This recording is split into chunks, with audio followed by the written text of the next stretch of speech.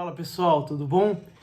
Aqui é o Max Cardoso. Estou começando então esse vídeo falando sobre Santíssima Trindade. O que é a Santíssima Trindade? Muita gente ouve falar sobre a Santíssima Trindade, mas não procura entender o conceito. E então você que está chegando aqui nesse vídeo, não esqueça de dar o seu like. Se você não for inscrito, se inscreva no canal, compartilhe, clica no sininho para você receber os avisos aí dos novos vídeos, as notificações dos novos vídeos que vão sendo colocados aqui no meu canal. Olha, para começar, eu tenho que te dizer o seguinte, a pergunta certa não seria nem o que é a Santíssima Trindade, mas quem é a Santíssima Trindade. Mas antes de eu abordar o tema central, eu peço só um pouquinho da sua paciência, porque eu quero explicar algumas coisas. Santíssima Trindade, quando a gente fala da Trindade, a gente está falando de uma verdade de fé. Por isso, nós estamos no assunto da teologia e não da filosofia. Isso não quer dizer que a gente não vá usar conceitos filosóficos para que a gente entenda melhor uma verdade de fé. Mas a verdade de fé, ela não depende só da razão, tá? Você não vai com a sua razão humana sozinha, ou seja, não vai ser só com esforço intelectual que você vai compreender a Trindade. Para você acreditar na Santíssima Trindade, você precisa da fé, que é uma graça, um dom que Deus dá. Você não vai, por pura especulação, tá, intelectual, por puro esforço da sua inteligência, acreditar na Santíssima Trindade. Não vai ter uma série de raciocínios que vai te levar à conclusão de que Deus é Trindade. Tá? Isso não vai acontecer. Por quê? Porque a Trindade ela é um mistério da fé, ela é uma verdade de fé, uma verdade revelada pelo próprio Deus, inclusive. Então ela supera a nossa razão. Para você acreditar, você vai precisar ter fé. Aqui já estamos no campo da teologia. Tá? É muito importante que isso fique claro. E mesmo as pessoas que têm fé e acreditam na Trindade, como eu, por exemplo, nunca vão alcançar plenamente o que é a Santíssima Trindade. Você nunca vai entender o conceito, você nunca vai compreender plenamente o mistério da Santíssima Trindade, por isso é um mistério. Por quê? Porque ela é uma verdade tão sublime, tão elevada, que supera a nossa razão. Tá? Então, isso é muito importante de você entender, né, já desde cara, que as coisas que eu vou explicar aqui é para a nossa razão se aproximar um pouquinho daquilo que essa verdade de fé está querendo dizer para a gente. Mas o entendimento completo, total, assim como a gente consegue entender, por exemplo, a existência de Deus, que eu expliquei num vídeo anterior. Se você não viu, dá uma olhada na parte de vídeos do meu canal. Tem um vídeo que eu falo sobre se Deus existe. Lá, quando a gente vai compreender a existência de Deus, só pela razão nós somos capazes de perceber que Deus existe. A gente não precisa de fé para isso. Basta você ter a sua razão, o seu raciocínio, né, um esforço intelectual bem feito, profundo, e você vai perceber que Deus existe. Agora, aqui não. Aqui a razão sozinha não consegue alcançar a Trindade. Agora, isso não quer dizer que a gente não pode saber nada da Trindade. Muito pelo contrário. É possível fazer um esforço, mas há um limite. Inclusive, quem ficava, né, muito tentando compreender a Trindade foi Santo Agostinho, que é um dos grandes sábios da história humana. E tem uma história interessante em que ele estava andando na praia pensando sobre a Trindade, tentando compreender, fazendo um grande esforço intelectual para entender a Trindade, como era possível, né, a Trindade, e ele vê um menino na praia que cavou um buraco e estava ali com uma vasilha pegando a água do mar e enchendo o buraco. Depois ele pegava de novo e enchia ele e voltava várias vezes. Depois que Santo Agostinho viu ele fazer isso várias vezes, chegou até ele e perguntou: o que você está fazendo? Ele: eu quero botar toda a água do mar dentro desse buraco. O Santo Agostinho achou até graça, né? Mas isso é impossível. E aí ele vai falar para Santo Agostinho, olha, é mais fácil colocar a água do mar toda dentro desse buraco do que a inteligência humana compreender os mistérios de Deus. Então, essa é a introdução para esse vídeo, né, para a gente entender o seguinte: tudo que eu vou explicar aqui não vai fazer, talvez, muitas pessoas ficarem satisfeitas, né? Ah, agora eu entendi plenamente, porque isso é impossível. A nossa mente humana é limitada, ela é imperfeita, ela não vai conseguir abarcar os mistérios de Deus em sua totalidade, tá? Então, isso quer dizer o seguinte: venha com humildade diante dessa verdade de fé. Venha com um espírito humilde para tentar compreender. O primeiro passo é a humildade. O primeiro passo para tentar compreender um pouquinho sobre Trindade, o primeiro passo é humildade. E Santo Agostinho tem até um livro, né? Ele não deixou de fazer um esforço intelectual para compreender algo sobre a Trindade. Ele tem um tratado chamado De Trinitate, que em latim significa exatamente isso, né? É sobre a Trindade. De Trinitate significa sobre a Trindade. E por que a gente faz esse esforço da razão, tentando compreender uma verdade de fé, uma verdade revelada por Deus? Ora, porque Deus se revelou, né? Ele revela uma verdade de fé e ele criou a razão humana. Então, se a razão e a fé têm a mesma fonte, que é Deus, elas têm que estar em conformidade.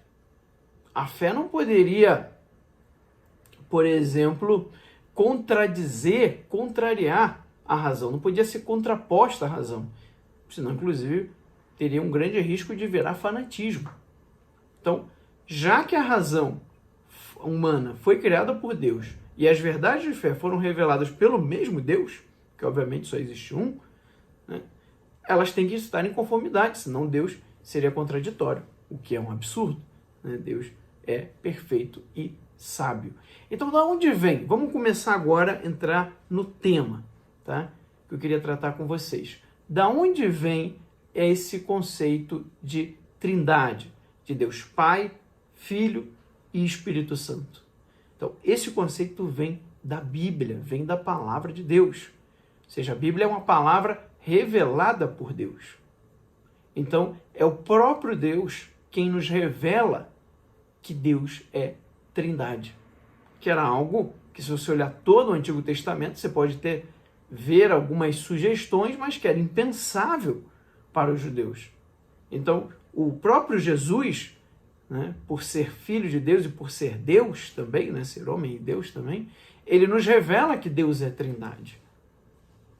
Então, isso é uma revelação que vem da Bíblia. Você veja que toda vez que Deus Pai aparece falando, né, para Deus Filho, né, para o Cristo, você tem uma pomba, você tem uma nuvem, ou seja, essa representação do Espírito Santo. E o próprio Jesus, quando manda batizar, ele fala para batizar em nome do Pai, do Filho e do Espírito Santo. Então, esse conceito não é uma invenção, é por isso que eu estou falando isso, para vocês entenderem, não é uma invenção posterior. Tem gente por aí que fala esse tipo de coisa, que a Trindade seria uma invenção posterior. Não, ela vem da Bíblia, ela vem dos Evangelhos, tá? É uma compreensão profunda do que Jesus revelou quando ele esteve nesta terra. Agora, o que é, né? Na filosofia a gente começa sempre perguntando assim, quid est, né? O que é a Santíssima Trindade? Como que a gente, como é que a gente pode especificar? Como é que eu posso dar para vocês o conceito de Santíssima Trindade? Então, Santíssima Trindade significa o seguinte: existe um só Deus, mas esse Deus subsiste em três pessoas. Tá? Ou seja, Deus não é como, por exemplo, Aristóteles pensava, uma substância única, fechada, né? Fechada em si mesmo, como Leibniz, né, costuma falar de substância, uma mônada. Ou seja, não é uma coisa que está fechada em si, monolítica. tá? Um ato perfeito. Ele é tudo isso também, mas ele é mais do que isso. Ele é trindade. Ele tem dentro de si 3 pessoas, apesar de ser uma única substância. Então é muito importante que você entenda isso. Trindade não significa 3 deuses. Quem disser isso para você está te enganando. O cristianismo não prega 3 deuses, não é politeísta, ele é monoteísta. O que se está dizendo no conceito de Santíssima Trindade é que um único Deus, uma única substância divina, numa linguagem filosófica é numericamente um, tá? Ele subsiste em 3 pessoas, ele tem 3 pessoas divinas. Nessa única substância existem 3 pessoas divinas. Por que isso confunde muito a gente? Porque a nossa experiência normal, a nossa experiência do dia a dia, não são com pessoas divinas, são com pessoas humanas. E nas pessoas humanas, cada pessoa é uma substância bem definida, é um ser diferente do outro. Então você está acostumado a lidar com pessoas que são substâncias distintas umas das outras. Ou seja, são numericamente distintas. Mas em Deus não é assim. É um Deus em 3 pessoas. As 3 pessoas compartilham, tá, a mesma substância.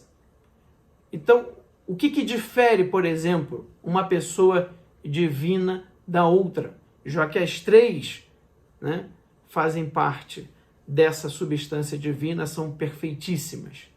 Ora, o que diferencia é a relação que existe entre elas. Tá? O Pai que gera o Filho, o Pai e o Filho, que a gente fala na teologia, expiram o Espírito Santo. Né? Essa palavra expirar, tá? Que aí tem a palavra pneuma, né? em grego, a palavra ruá em hebraico, né? Essa palavra expirar. Tá? Então, esse é o conceito, né, bem teológico aqui para vocês, só que, como a gente pode tentar entender um pouquinho mais, Santo Agostinho também avançou nesse entendimento, tá? E para você entender uma coisa, você precisa fazer, principalmente uma coisa que está distante de você, principalmente uma realidade espiritual, que a gente não tem uma experiência direta, como a gente tem com as coisas materiais, a gente tem que fazer o que se chama em filosofia de analogia. O que são analogias? São comparações. E sempre que você compara uma coisa, tá? Você está comparando com outra. Ou seja, sempre que você compara 2 coisas, tá? Elas são em parte iguais, em parte elas são semelhantes, mas em parte elas são distintas. Isso significa o quê? Que a analogia ela é boa para entender, mas ela não vai ser capaz de explicar tudo. A analogia vai ter limites, toda comparação vai ter limites. Então, uma das analogias que são muito utilizadas é a do triângulo equilátero.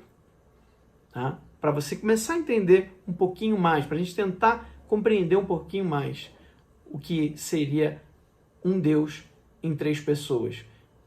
O triângulo equilátero. O que é o triângulo equilátero? É um triângulo com 3 lados iguais, idênticos, mesmo tamanho, fazem os mesmos ângulos entre si, tá?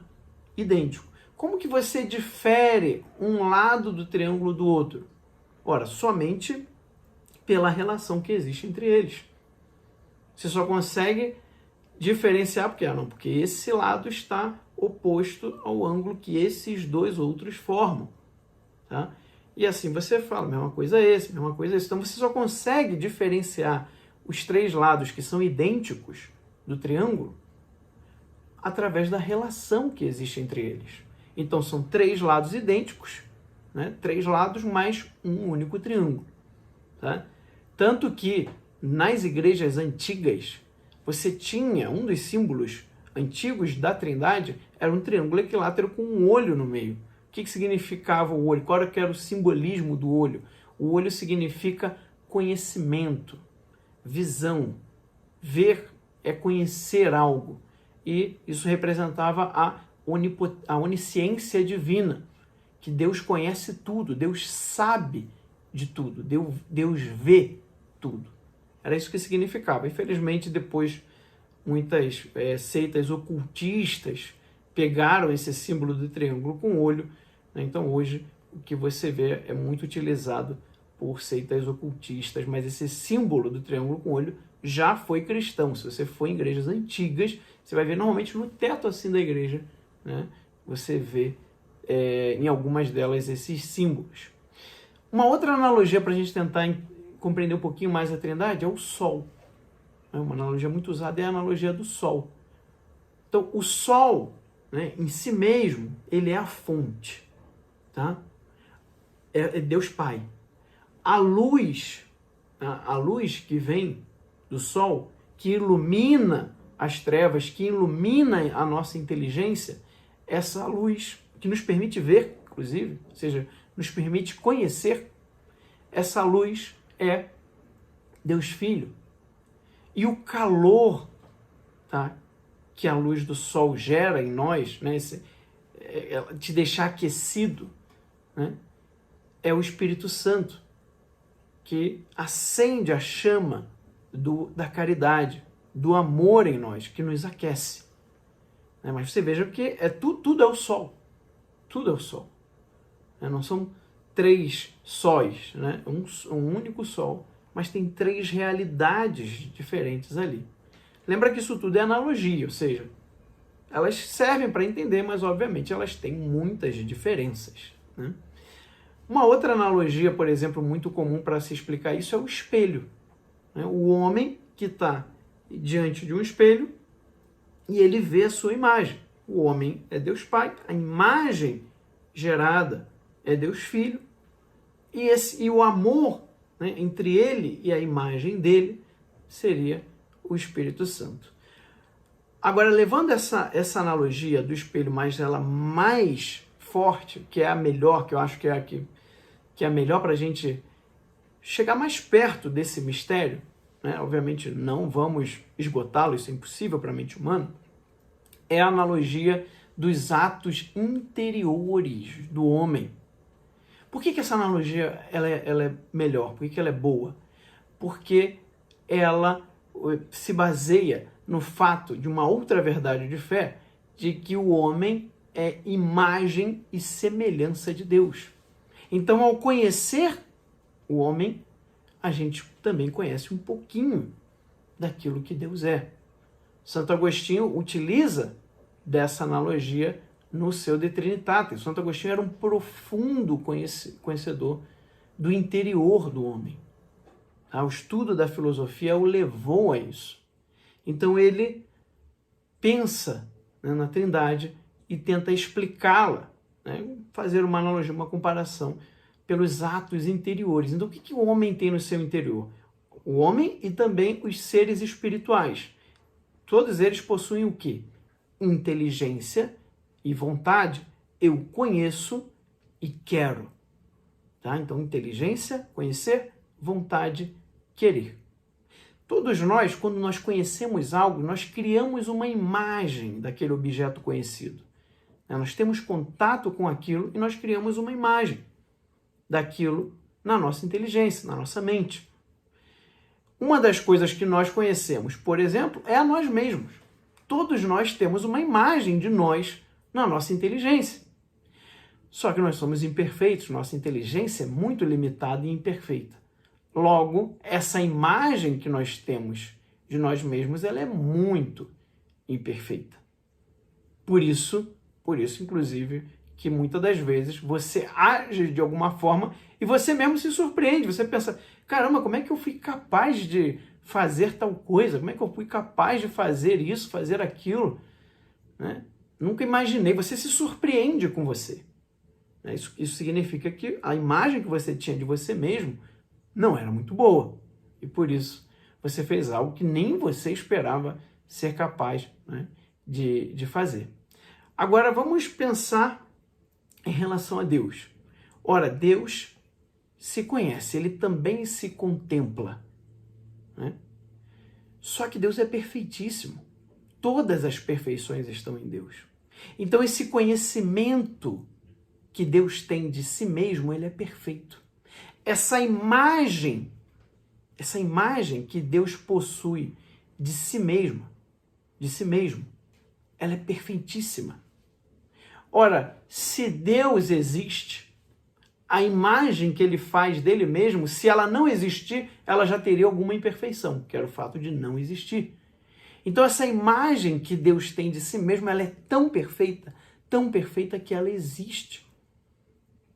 Ela é uma pessoa também, como Deus Pai. Deus Pai se contempla, né, como um ato intelectual, aqui é obviamente uma analogia, e é tão perfeita essa contemplação que ele tem de si mesmo, ele cria uma imagem, ele gera, e essa é a palavra que os antigos usavam para pensamento. Os pensamentos são gerados, é como que você dar à luz, né? Inclusive, a maêutica de Sócrates, né, utiliza essa analogia, né, esse símbolo de dar à luz a uma ideia, dar à luz a um conceito. E é por isso que a gente fala que Deus Pai gera Deus Filho. É por isso que a gente chama filho de verbo, né, de palavra, que é no sentido de pensamento, de logos. Ou até, na tradição também cristã, se chama o Cristo, né, o verbo, Deus Filho, de a sabedoria eterna do Pai. Por quê? Porque é esse ato intelectual de conhecer-se, de Deus contemplar-se a si mesmo com todas as suas perfeições. Esse ato é tão perfeito. Essa imagem que Deus gera de si mesmo é tão perfeita que ela existe. Ela é uma pessoa, ela é uma outra pessoa, uma pessoa divina. E ora, isso é o ato da inteligência. E o ato da vontade é o amor. Esse amor que Deus Pai tem em relação a Deus Filho e Deus Filho tem em relação a Deus Pai, entre o Pai e a sua imagem, esse amor entre os dois, esse ato de vontade perfeitíssimo que existe entre eles, é tão forte, é tão perfeito, que ele existe também, que é uma outra pessoa, que é a terceira pessoa da Santíssima Trindade, que nós chamamos de Espírito Santo. Então essa é uma analogia dos atos interiores do homem, né? E aí a gente entende um pouquinho mais da Santíssima Trindade, Pai, Filho e Espírito Santo. Agora, eu sei que muita gente vai ouvir e não vai ficar satisfeita, mas de fato não resolve a questão por completo. O mistério permanece, o mistério é insondável. A gente vai tentando, junto com os grandes sábios, lembrem-se disso, eu falei disso no primeiro vídeo, acho, sobre o Evangelho, né, ou da existência de Deus. Todos os grandes questionamentos da humanidade, todas as grandes perguntas, recorra sempre aos grandes sábios. Escute-os primeiro, antes de tirar alguma conclusão ou antes de escutar outras pessoas. Tá? Eu estou trazendo aqui para vocês uma reflexão muito profunda de Santo Agostinho. Mas eu sei que não resolve, eu sei que não soluciona o mistério, até porque isso é impossível para a mente humana. E também tinha muito mais coisas para abordar quando a gente fala de Santíssima Trindade. Tá? Então, tem várias outras coisas que a gente pode aprofundar e eu quero fazer isso também nos próximos vídeos. Então, se você gostou, deixa o seu like aqui embaixo, se inscreva no canal, compartilhe esse vídeo e a gente se vê no próximo vídeo. Fiquem com Deus.